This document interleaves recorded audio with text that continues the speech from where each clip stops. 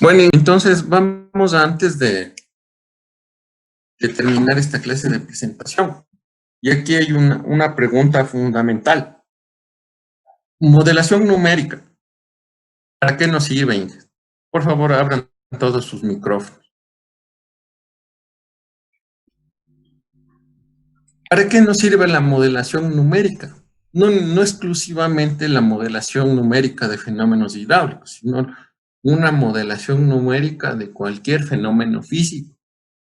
Como ustedes pueden ver ahí, hay dos fotografías que están asociando lo que ocurre en la vida real. En este caso, en la primera fotografía de aquí de la izquierda, ustedes pueden ver el funcionamiento de un vertedero de la presa Ralco, que tiene un salto en esquí, para posteriormente dirigirse a un cuenco amortiguador. ¿No es cierto? Esa es la realidad. Pero nosotros, ¿cómo llegamos a concebir todo este fenómeno hidráulico que está ocurriendo ahí? Y más que fenómeno hidráulico, ese fenómeno físico que está ocurriendo desde que el agua que está contenida en el embalse se acerca a la cresta del vertedero, pasa por la cresta del vertedero, baja hacia la rápida y posteriormente tiene el lanzamiento hacia el cuenco de amortiguación. Entonces, esa es la vida real. Yo puedo tener diferentes concepciones de lo que está pasando. Por ejemplo, yo puedo decir, y lo que hacemos con las ecuaciones simplificadas con las que aprendemos el diseño hidráulico básico, ¿qué es lo que hacemos? Suponemos de que el flujo es unidimensional, ¿no es cierto? Es decir, que tenemos una carga sobre el vertedero. Posteriormente, en función de la forma que tenga el cimacio del vertedero, tendrá una forma de aproximación, de acercarse a la rápida, y ahí tendrá un calado, desarrollará determinada velocidad, y posteriormente, en el lanzamiento, dependiendo del ángulo de lanzamiento del esquí, tendrá su diferente trayectoria en tiro parabólico, ¿no es cierto? Esa es una forma en la que yo concibo a ese fenómeno físico de la evacuación de una creciente o de un caudal mediante ese vertedero de ahí. Pero puede existir otra concepción muy diferente o un tanto más compleja de ese fenómeno en la vida real. Por ejemplo, ¿qué aditamento le podría ser más complejo al fenómeno que yo describí hace un momento?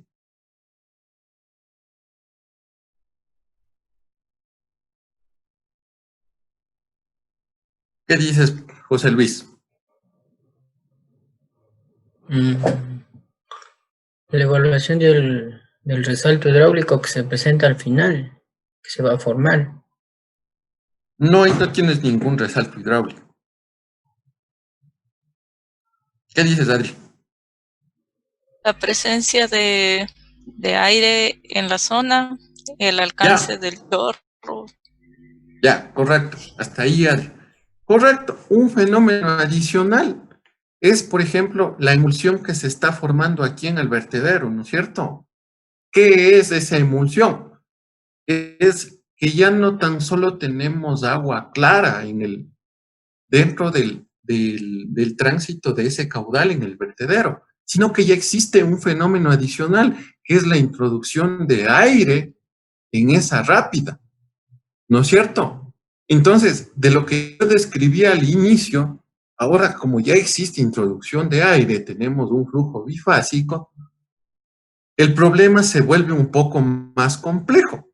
Lo que hemos venido viendo siempre, a medida de que nosotros le queremos caracterizar a un flujo de mejor manera, ¿qué es lo que necesitamos, Paul, para poder caracterizarlo? Más detalle, que el mallado sea más fino.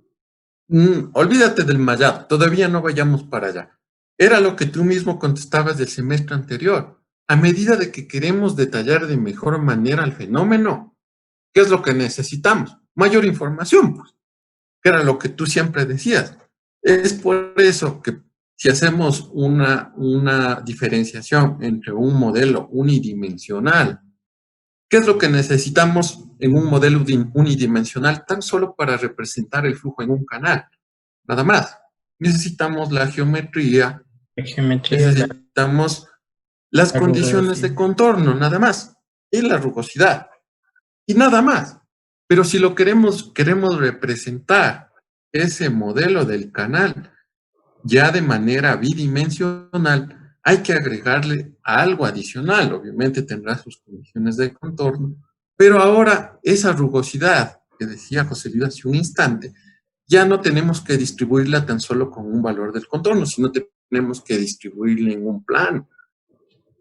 Entonces, ¿qué es lo que he necesitado? He necesitado un poco más de información, ¿no es cierto?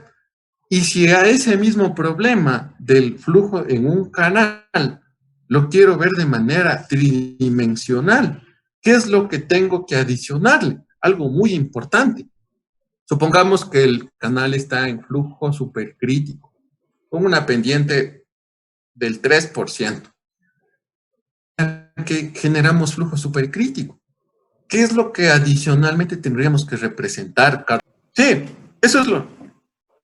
En una modelación numérica, evidentemente, y como ya lo vamos a ir viendo a lo largo del semestre, algo que es fundamental es tomar en cuenta y poder definir de una manera adecuada estas condiciones de contorno. ¿Por qué? Porque las condiciones de contorno pueden ser cualquiera, y al momento de asignar estas condiciones de contorno, yo puedo hacer que el flujo me dé cualquier respuesta, pueda darme cualquier respuesta. Pero la pregunta iba a que qué fenómeno sería de adicional, de agregarle de manera adicional a este fenómeno de un canal al 3%. Recuerden de que estamos tratando ya de representarlo en 3 dimensiones. Tratar de visualizar mis resultados que se parezcan de la mejor manera posible al canal en la vida real. La turbulencia, tal vez. Correcto, Paul. La turbulencia, pues. Recuerden, cuando nosotros utilizamos, por ejemplo, el Flowmaster, que era en flujo uniforme, ¿cuáles eran los insumos que nosotros necesitábamos para poder obtener los parámetros hidrodinámicos? Ingresábamos la sección, ingresábamos un caudal y teníamos los parámetros hidrodinámicos, la pendiente también, ¿no es cierto? Ahí la turbulencia no nos interesa, ¿no es cierto? ¿Qué es lo que pasa cuando a ese mismo canal yo le trato de modelar en Hegras, pero ya para flujo gradualmente variado? ¿Qué es lo que puedo llegar a determinar para flujo gradualmente variado? Puedo determinar la variación de los parámetros hidrodinámicos ahora ya en el espacio, ¿no es cierto? Entonces, cuando existe ese tipo de flujo, puedo ver sobrelevaciones, puedo ver todo lo que tiene que ver con los perfiles de flujo. Entonces, el flujo se está complicando un poco más. Cuando trato flujo bidimensional, y más aún cuando trato flujo tridimensional, ya entra este aspecto muy importante, que es la asignación o la representación del modelo de turbulencia. Recuerden de que en un modelo unidimensional, a la turbulencia no la tomamos en cuenta en absolutamente nada, ni en flujo a superficie libre, ni en flujo presurizado. La turbulencia no la tomamos en cuenta, pero cuando vamos ya a considerar un modelo de turbulencia, en nuestro modelo numérico, la turbulencia va a estar inmersa ahí. Y es por eso que necesito bastante información para poder resolver eso y mucha experiencia también. Entonces, Inges, continuando con esto. Tengo mi caso de la vida real ahí, y a ese caso de la vida real, quiero que mi diseño se apegue de la mejor manera a lo que va a ocurrir ahí, en la vida real, en la presa Ralco, lo que ocurrió, lo que está ocurriendo en el Coca-Cola Sinclair. Quiero yo intuir lo que puede llegar a pasar. ¿A qué tipo o a qué herramientas yo me he ceñido con el tiempo? Primera herramienta a la que yo me he podido ceñir desde años ya un tanto anteriores es a este a esta herramienta, que es la modelación física, ¿no es cierto? Entonces, la modelación física, en definitiva, ¿qué es? Es la construcción de un modelo a escala que obviamente tiene todos los requerimientos de similitud entre el prototipo, que es lo que tengo en la vida real, y lo que yo trato de representar en un modelo más pequeño, en un modelo 1.20, en un modelo 1.30, dependiendo del tamaño del laboratorio en donde yo esté trabajando, ¿no es cierto? Entonces, esa es una de las herramientas bajo las cuales todos los investigadores de la hidrodinámica, de la hidráulica en general, se han sostenido para poder tratar de representar lo que pasa en la vida real. ¿De acuerdo?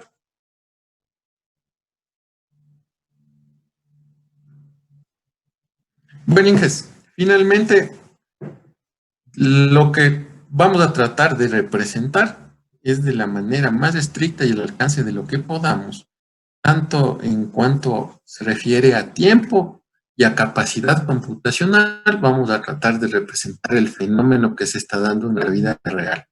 Recuerden de que mientras más queremos acercarnos a la realidad, primera cosa, corremos el riesgo de equivocarnos más. Vamos a tener que involucrar bastante tiempo en las simulaciones que nosotros realicemos.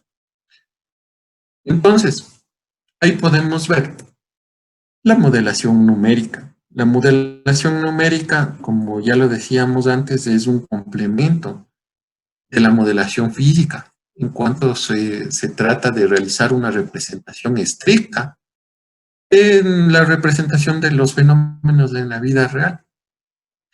¿Por qué?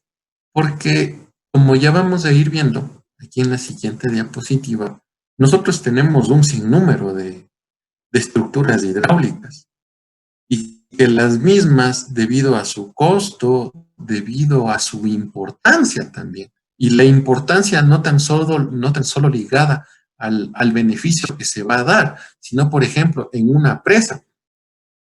La presa puede ser de las diferentes tipologías y dependiendo del tipo de proyecto al que nosotros hayamos diseñado esa presa, también existen, por ejemplo, otro tipo de problemas a los que está ligada la presencia de esa presa. ¿Qué pasa si se rompe una presa? ¿Y qué es lo que pasó en los últimos días en Estados Unidos? Está causando problemas sociales, incluso puede llegar a causar hasta muertes, ¿no es cierto? Entonces, las diferentes tipologías y estructuras que nosotros manejamos aquí en hidráulica y que son las que nos encargamos de diseñar, también tienen su diferente connotación para ser analizadas. Por ejemplo, aquí vemos que, y ahí va una cuña para el Flow 3D, esa es una simulación de una alcantarilla de una vía. ¿Y qué también la vamos a hacer? La vamos a hacer eso acá en la fotografía de la derecha. Tenemos la modelación de unas pilas en un río, de un puente. Acá tenemos una rotura de una presa. Este es de hecho en Níber. Y aquí tenemos la mancha de inundación desarrollada en Níber también. Entonces, tenemos muchísimas posibilidades, muchísimas estructuras a las que podemos analizar. Entonces, vamos viendo. Este es nuestro modelo numérico, pero la vida real es esa. Entonces, la pregunta sería, ¿qué tanto me voy a acercar en mi representación numérica, en mi representación visual, por decirlo así, a esa alcantarilla que me representa en la vida real? ¿Cómo es que yo voy a poder representar o tratar de representar estrictamente lo que pasa ahí? Netamente, ¿cómo es que, por ejemplo, Inge Rosita, nosotros podríamos representar esa batería de alcantarillas que tenemos ahí? ¿O cómo la podría calcular? Yo le digo a Inge Rosita, ¿sabe que yo agarré esa chaucha de esa carretera? Y quiero que me dé diseñando la alcantarilla que está ahí. Entonces, hay muchas posibilidades, ¿no es cierto? Entonces, Inge Rosita, dígame qué posibilidad me daría para realizar el cálculo de esas alcantarillas de ahí. Tan solo basémonos para darme la dimensión de las alcantarillas. ¿Qué aplicaría? ¿Qué ecuación? ¿Aplicaría algún programa? ¿Qué dice Ingerosita?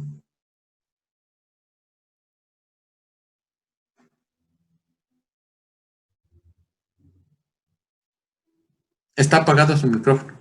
No escuchamos.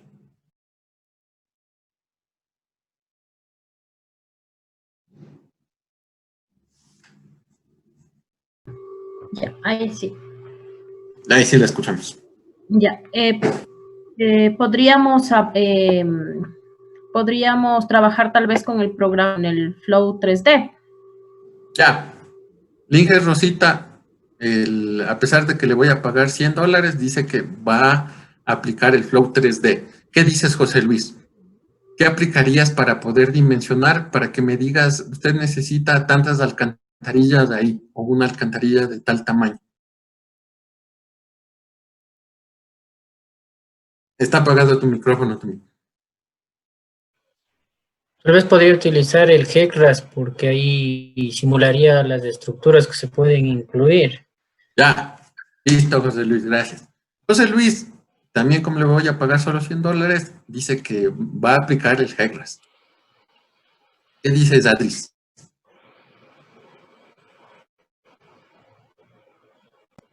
El Culver. Ya, Ladris dice que va a utilizar el Culver. ¿Qué les parece la opinión que nos da Carlos?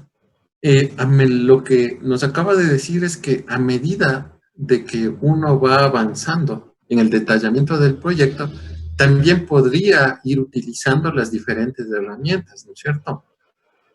Por ejemplo, lo que decía, fuera de la hidrología, ya sabemos del caudal.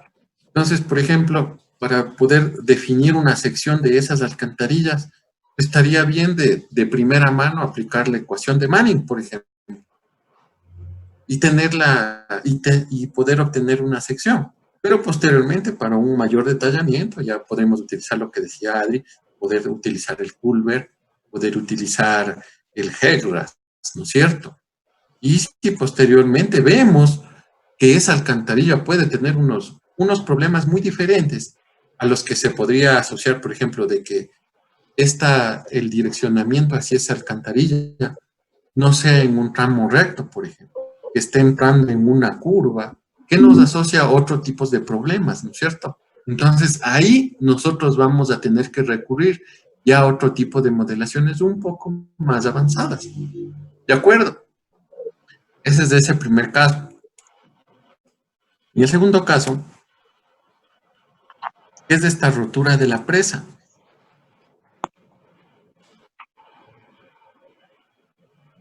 En la realidad es eso. Es la fotografía que podemos ver ahí. Entonces, para poder representar esa presa, asimismo, la rotura de esa presa, yo puedo empezar mi análisis, por ejemplo, con ecuaciones empíricas, que las han desarrollado mucho algunos ingenieros chinos, donde dice, si tiene una presa de tal altura, y el material de esa presa es de material sueltos, por ejemplo. Entonces, aplica esta ecuación y dependiendo del volumen que usted tiene en el embalse, el caudal pico que puede salir por esa rotura es tanto de inicio. Entonces, posteriormente, quiero detallar un poco más de ese detalle y puedo aplicar otro tipo de programas, como es los que vamos a ver, modelos bidimensionales, modelos tridimensionales. Y el siguiente problema, el de una inundación. Esto regularmente recurrimos a modelación bidimensional. Y el problema de estas pilas, el problema que siempre tenemos en el caso de socavaciones, ¿no es cierto? En los cauces naturales, y que está muy ligado al transporte de sedimentos. Entonces, por ejemplo, si alguien ha realizado un estudio hidrológico hidráulico para el emplazamiento de un puente, después de hacer la hidrología, después de determinar los caudales máximos, ¿cuál es el último paso a dar? Es recomendar los niveles de cimentación segura y los niveles de la superestructura segura, ¿no es cierto? Entonces, por ejemplo, para para calcular la socavación, Paul, para calcular la socavación en un puente, ¿a qué recurres? ¿Cómo calculas la altura de socavación en un cauce natural?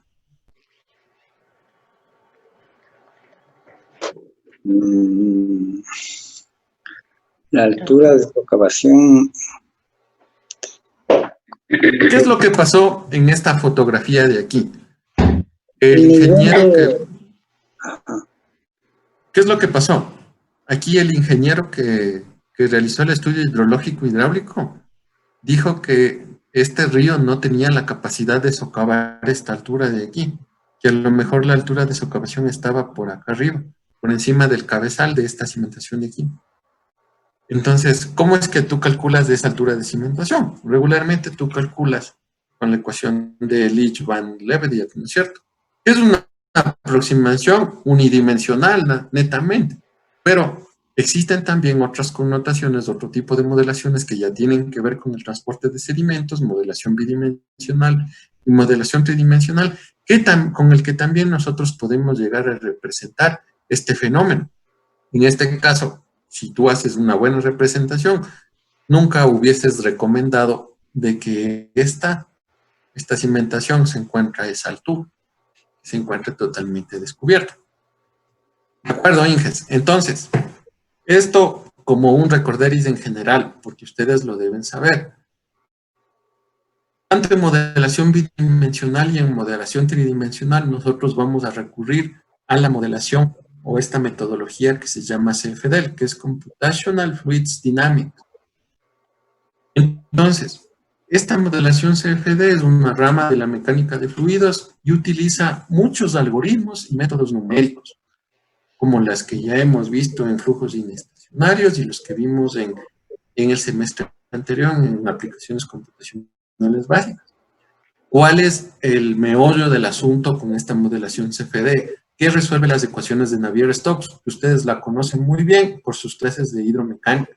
Estas ecuaciones de Navier-Stokes se rigen en la ecuación de continuidad y de la segunda ley de Newton, que es la ecuación de momentum. Y adicionalmente, para nosotros poder representar los tensores de Reynolds, recurrimos a tratar de caracterizar esos tensores de Reynolds mediante modelos de turbulencia. De acuerdo, eso lo vamos a ver más a detalle en unas clases que van a estar un poco medio pesadas. No se olviden, modelación CFD, 3 pasos: preproceso, proceso, solver y el postproceso. ¿De acuerdo, Inges? Entonces, siempre vamos a estar involucrados con estas partes de aquí que son las fundamentales, y ustedes ya las conocen. ¿De acuerdo, Inges? Ya se está acabando la segunda sesión. Pero bueno, para una introducción, Inges, vamos a quedarnos por ahí. Nos veríamos la próxima semana. La próxima semana ya vamos a entrar en materia y vamos a ir ya planteando algunos ejercicios que vamos a tener que desarrollarlos aquí, en clase, de 18 a 21. Y alguna duda que tengan, ahí estaré listo para poder asistirles. ¿De acuerdo, Inges? Entonces, la próxima semana iniciamos con modelación en Iber. ¿De acuerdo? Sí. ¿Listo, Inges? Sí, Inges, porfa. Instalen el Iber, tienen que entrar a la página de Iber Aula. Ahí se registran, hacen un login y se descargan. No se descarguen la versión 2.5.2, descárguense la 2.5 nada más. ¿De acuerdo? 2.5. Entonces, sí, en Iber Aula. Ya les mando al grupo, les mando la página a la que tienen que ingresar. ¿De acuerdo, Inges? Entonces, manos a la obra y a entretenernos de este semestre.